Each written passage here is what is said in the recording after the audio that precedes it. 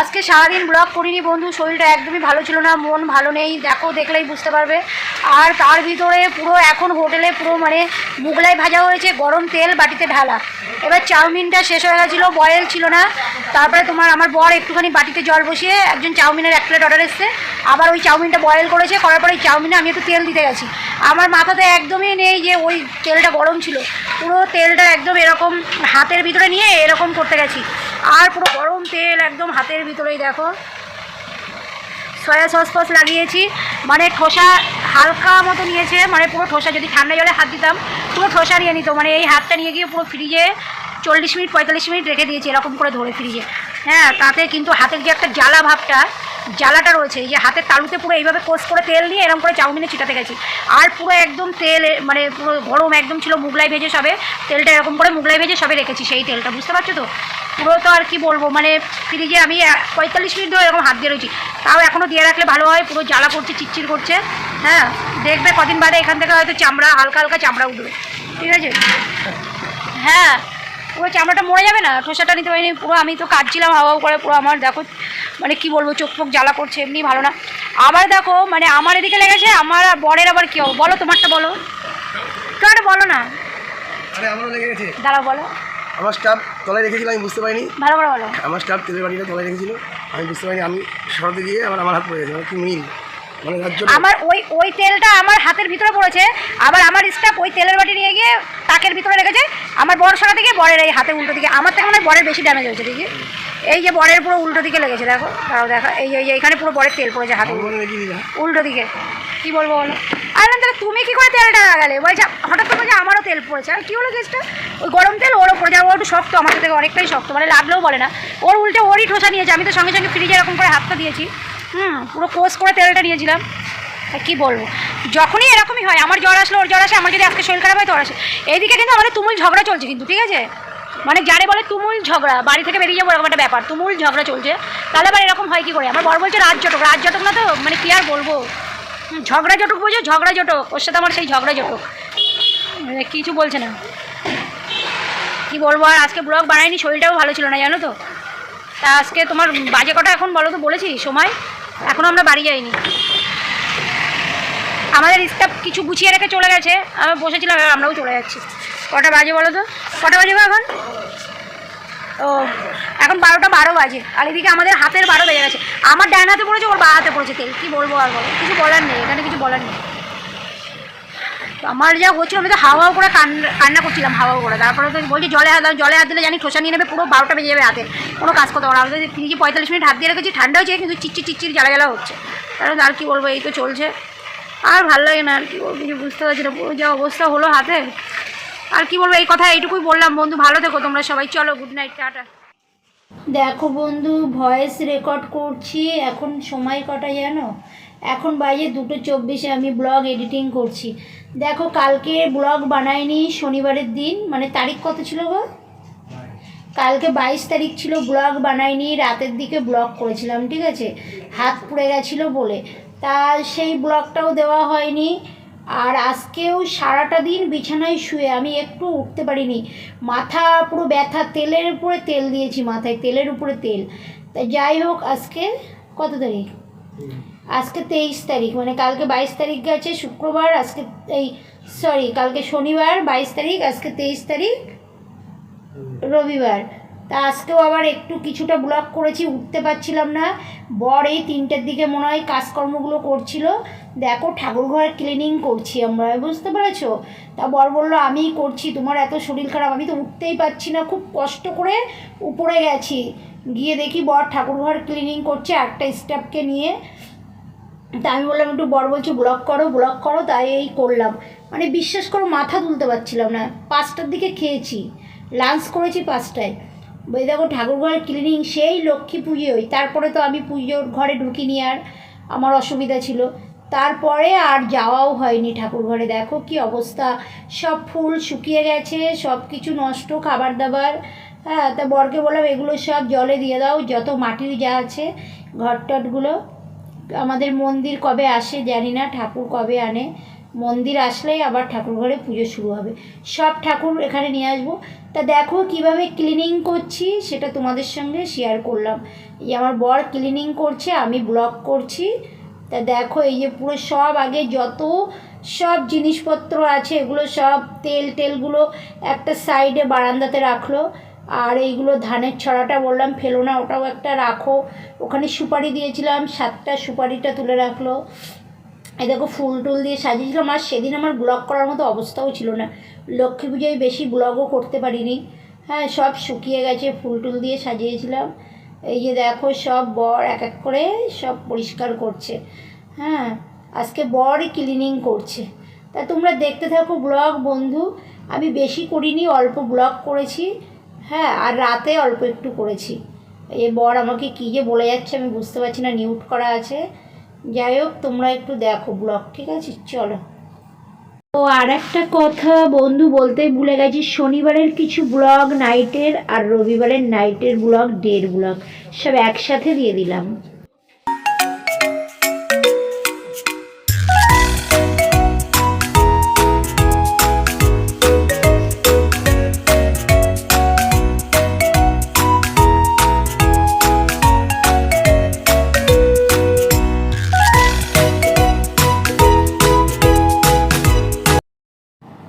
এই দেখো বরকে দিয়ে ঠাকুরঘর ক্লিনিং করাচ্ছি, আবার এদিকে স্টাফকে দিয়ে ছাদ ক্লিনিং করাচ্ছি, ঠিক আছে? দুটো কাজ একসঙ্গে হয়ে যাচ্ছে। আর বাড়ির পুরো লাইট আমাদের স্টাফ লাগিয়েছে। ও খুব ভালো ছেলে, সব কাজ করে দেয়, খুব ভালো।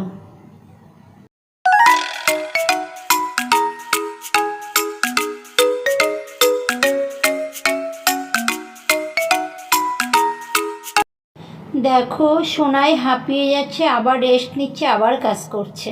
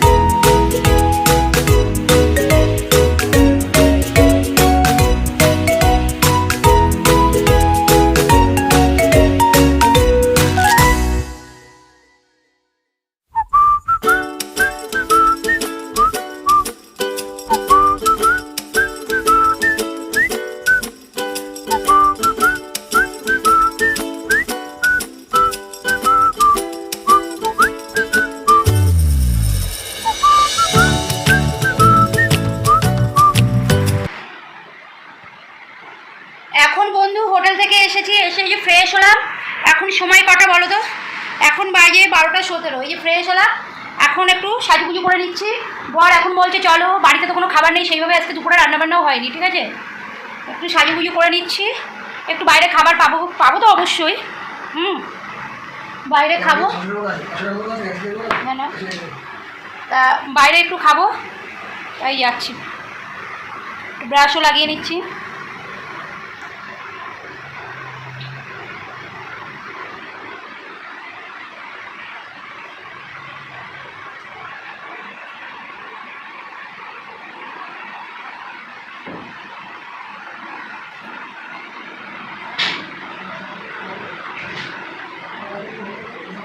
হ্যাঁ,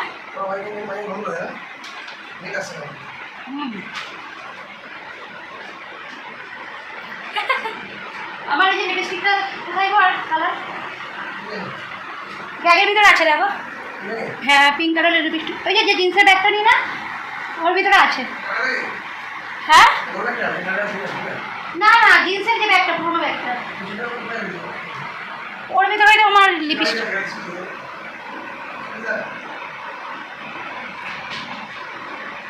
তাহলে অন্য লিপস্টিক পরে নিই, একটু সাজুগুজি করে নিই, নিয়ে বেরোবো।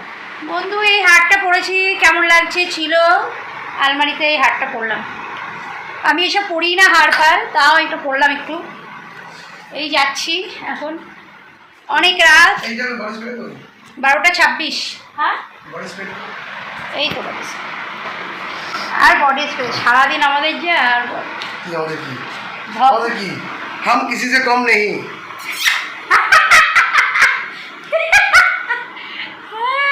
हम किसी से कम नहीं। দাঁত ফুকলাটা বেরিয়ে যাচ্ছে।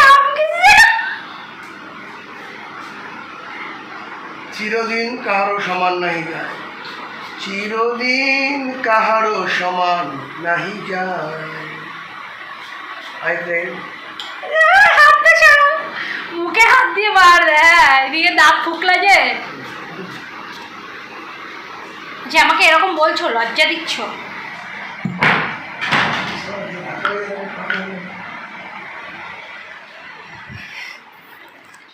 এখন বাইরে যাচ্ছি ঘুরতে, আমার বর আজকে ঘরে কোনো খাবার নেই আমাদের খাওয়ার মতো, তাই দেখি কোথাও কোনো খাবার পাই। বন্ধু বৃষ্টি পড়ছে আর আমরা এখন বেরোচ্ছি, কি বলবো, এত লাইট লাগিয়েছি, বাড়ি কেমন লাগছে দেখে বলবে। লাইট এটা আমাদের 3 বছর হয়ে গেল এই লাইটটা, আর বেশি দিন যাবে না, তাও কিন্তু ভালোই আছে, দেখেছো 3 বছরের লাইট। আরও আছে এই দিকটা, দাঁড়াও দেখাচ্ছি।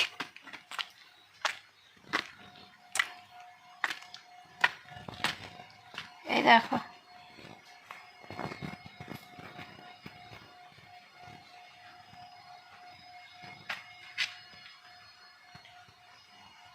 কতটা দেখা গেল জানি না। বৃষ্টি পড়ছে আর আমরা এই বৃষ্টিতে ছুটছি, পাগল আছি আমার বড়রা।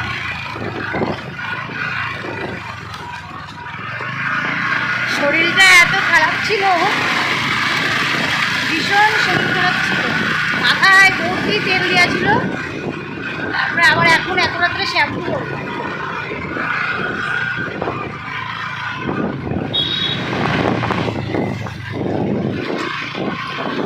খাবারের সন্ধানে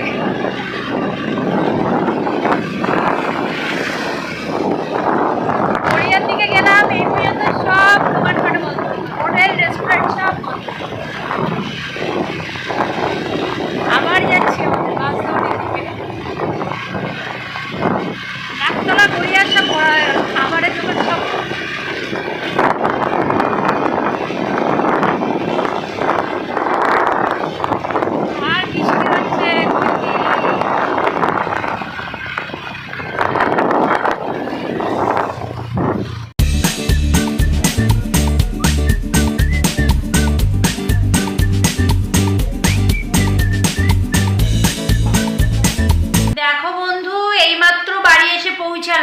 এখন সময় বাবা এখন 2:05, এখন আমরা ডিনার করলাম। কি ডিনার করেছি জানো? মটন বিরিয়ানি আর চিকেন চাপ। তাই এসে এইমাত্র ঘরে ঢুকলাম 2:05-এ, আর খেয়েছি। আর সারাদিন শরীরটা একদম খারাপ, কোনো ব্লগ দিচ্ছি না, কোনো ব্লগ ছাড়তে পারছি না, মানে শরীরটা ভীষণ খারাপ, মাথা পুরো ব্যথা ধরেছিল, তেল ভর্তি করা। দেখো এই যে শ্যাম্পু করে বেরোলাম, শ্যাম্পু করে তারপরে বেরোলাম, ঠিক আছে, এত শরীর খারাপ লাগছিল। তারপরে এখন গিয়ে মাটন বিরিয়ানি চিকেন চাপ খেয়ে এই ঘরে ঢুকলাম, আর বৌদির দোকানে চা আর কেক। আর এর আগে এই ব্লগটা আমি করলাম, করে দেখছি কি ব্লগ হয়নি, আমি বকবক বকবক করে যাচ্ছি, আমার কিচ্ছু মনে থাকছে না। সত্যি কি সর্বনাশ, আমার কি হলো সত্যি বন্ধু, আমার কি হলো, আমার কিচ্ছু মনে থাকছে না। সকালবেলা বর কখন ওষুধ খাইয়ে দিচ্ছে আমি ভুলে যাচ্ছি, আজকে বলছি আমাকে ওষুধ দেবে না, বলছে দিয়েছি তো, আমি বিশ্বাস করে আমি ভুলে গেছি, আমি সব কথা ভুলে যাচ্ছি, জানি না আমার কি হলো বন্ধু, কি হবে আমার। আমি সত্যি সিরিয়াসলি, তোমরা ভাবছো মনে হয় আর কি করছি, আমি কিন্তু কোনো আর কি করছি না, সকালবেলা আমি বড় ওষুধ খাই আমি ভুলে যাচ্ছি। যাই হোক, এখন এই ঢুকলাম, শুয়ে পড়বো, সারাদিন ব্লগ করিনি, ঠিক আছে। আজকে যে চতুর্দশী, 14 রকম শাক খেতে হয়, 14টা প্রদীপ জ্বালাতে হয়, সব ভুলে গেছি। ধানতেরাস চলে গেল, সেটাও ভুলে গেছি। তারপরে সবাই বলছে ধানতেরাস শেষ হয়ে গেল, শেষ হলো মানে ধানতেরাস শুরু হলো কখন, বলে হ্যাঁ হয়ে গেছে তো, আজকে চতুর্দশী, 14 শাক খেলো সবাই, কালকে অমাবস্যা লাগবে। আমি বললাম যা, আমি তো কিছুই করিনি, আমার শরীর সারাটা দিন। আজকে বর এমন রান্না করেছে, মানে মাছের ঝোল পুড়িয়ে ফেলেছে। বর বলছে তোমার শরীর খারাপ হলে আমারও শরীর খারাপ হয়ে যায়। আমিও ভুলে গেছি, মানে মাছের ঝোল এত, আমি আলু সিদ্ধ ভাত ঠিক আছে, কিন্তু মাছের ঝোল এত পুড়িয়ে ফেলেছে সেটা খাওয়া যায়নি। আর দুপুরেও খাওয়াটা আমাদের ঠিকঠাক হয়নি। তারপরে দুপুরে খেলাম কখন, 5টার সময়, 5টা অবধি শুয়েছিলাম। মানে মনে হচ্ছে মাথার এখানে ব্যথা করছে, সোনাই এখানে তেল, সারা রাত তেল দিয়ে দিয়েছে, মাথায় ব্যথা, জানি না কি হচ্ছে। তো এই তো এরকম ব্যাপার। তারপরে হোটেলে গেলাম, একটা স্টাফ আসেনি, আমি আবার নিজে রুমালি বানালাম। তারপরে বাড়ি এসেছি, রুমালি রুটি করেছি, সব করেছি, বাড়ি এসেছি, বাড়ি এসে ফ্রেশ হয়ে তারপরে বেরিয়েছি, দেখি সব দোকানপাট বন্ধ, যেখানে যাচ্ছি বন্ধ, যেখানে যাচ্ছি বন্ধ, সব বন্ধ। এবার কি করব, আবার সেই আমাদের তোমার একটা হোটেলে গেলাম, একটা দোকানই খোলা ছিল, শুধু বিরিয়ানি বিক্রি হয়। তার তারাও গুটিয়ে ফেলেছে, চেয়ার টেবিল তুলে দিয়েছে, তাও আমাদের একটু বসতে দিল কোনো রকম, বসে মাটন বিরিয়ানি চিকেন চাপ খেলাম, খেয়ে শান্তি, পেটটা ভরলো। খেয়ে বৌদির দোকানে চা খেয়ে বাড়ি এসলাম। তা চলো বন্ধু, তোমরা কিন্তু ভালো থেকো, আর কালী পুজোয় অনেক আনন্দ করো, হই হুল্লোড় করো, সাবধানে করো, ঠিক আছে? যাই হোক, আমি চাই তোমরা অনেক অনেক আনন্দ করো, খুশিতে থাকো, নিজেদের খেয়াল রাখো, শরীরের যত্ন নিও। তা কী বলবো, টাটা। চলো বন্ধু, আমার গোলাপ জামুন ফ্রেন্ড, টাটা, রাখছি, হ্যাঁ, চলো। আর প্লিজ তোমাদের মূল্যবান কমেন্ট করতে কিন্তু একদম ভুলো না, তোমাদের ওই কমেন্টটা আমার কাছে অনেক মূল্যবান, সত্যি বলছি, পড়লে শান্তি লাগে, ভালো লাগে। তো প্লিজ আমাকে কমেন্ট করো, ঠিক আছে? টাটা, চলো।